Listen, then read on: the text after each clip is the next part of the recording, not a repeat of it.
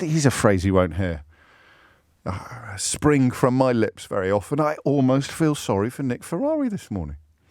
Because Nick Ferrari has a junior minister, admittedly not one that anyone had heard of, except perhaps his mum, before today, someone called David something, a junior minister with responsibility for children, not knowing how much child benefit is. Just for my listeners who are not familiar, so they can get 40s, how much is child allowance?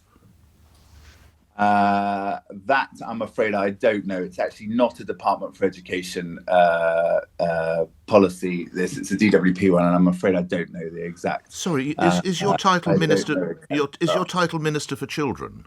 It is Minister for Children. And yes, you don't know.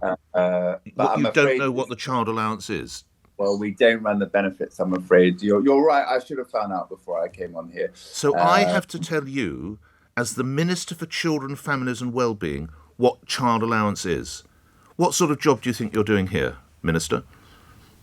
Well, look, I'm sorry that I don't know the amount of it. Astonishing. Well, I'll tell the listeners because they won't need it. It's £25.60 for the first child and £16.95 for each additional child. Now that, in normal times, that's like loaf of bread, pint of milk territory. And a politician who has been so insufficiently briefed on their own purview, their own sphere of interest, even if it isn't necessarily their specific ministerial responsibility, that would be a lovely little headline grabber in normal circumstances. So I almost feel sorry for Nick Ferrari having his thunder stolen by Rishi Sunak's catastrophic conduct, which remains to me, and this is the point that I keep coming back to, I genuinely find it incomprehensible. I cannot understand how this happened. Can you? 0345 6060 973 is the number that you need. Because apart from our friend Steve, it is impossible, I think, to exaggerate how awful this is. You know? I mean, some of us indulge in probably irrational, dewy-eyed nostalgia on some matters military, but not D-Day.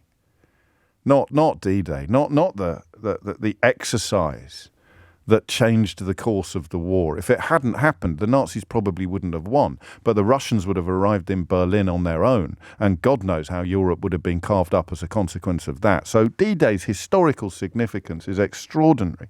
The sacrifice, both actual and potential, was I remember those words I told you yesterday when Clementine Churchill came to say goodnight to her husband.